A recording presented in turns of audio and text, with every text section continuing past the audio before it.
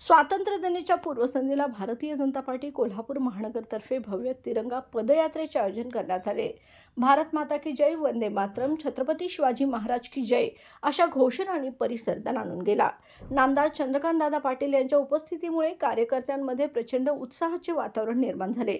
या पदयात्रेत भारत माता, छत्रपती शिवाजी महाराज, छत्रपती शाहू महाराज व भारतरत्न डॉ. बाबासाहेब आंबेडकर यांच्या वेशभूषेतील कलाकारांनी विशेष आकर्षण निर्माण केले. बिनखामी गणेश मंदिर येथे पदाधिकारी व कार्यकर्त्यांनी तिरंगा हाती घेऊन पदयात्रेला सुरुवात केली. महाद्वार रोड परिसर, पापाची तिकटी मार्गे पदयात्रा छत्रपती शिवाजी महाराज चौक येथे विसर्जित करण्यात आली. भारतीय सैन्याची दिमागदार कामगिरी दाखवणारा ऑपरेशन सिंदूरचा फलक विशेष लक्षवेधी ठरला.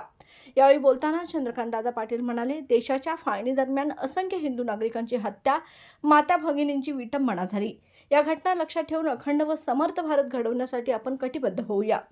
सर्जिकल स्ट्राईक, एअर स्ट्राईक व ऑपरेशन सिंदूरमुळे भारताने जगासमोर आपल्या सामर्थ्याची प्रचिती दिली आहे. जर तिकडून एक गोळी निघाली तर इकडून तोफांचा भडीमार होईल, हे आपण प्रत्यक्ष कृतीतून दाखवून दिले. या पदयात्रेत महेश जाधव, विजय जाधव, विराज चिखलीकर, अमर साठे, राजू मोरे, अमोल पालोजी, सुनील पाटील, विनय खोपडे, धनश्री तोडकर, विशाल शिराळकर, अप्पा लाड, रवी गवळी, भरत काळे, सयाजी आळवेकर, दीपक काटकर, आझम जमादार, राजश्री शेळके, किरण नकात, गिरीश साळोखे, अजित सूर्यवंशी, प्रकाश सरनाईक आदी पदाधिकारी व कार्यकर्ते मोठ्या संख्येने उपस्थित होते.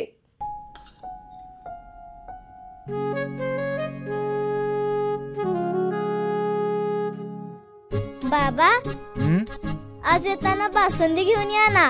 अगं, कालच आपण आईचा वाढदिवस होता म्हणून आणली होती ना.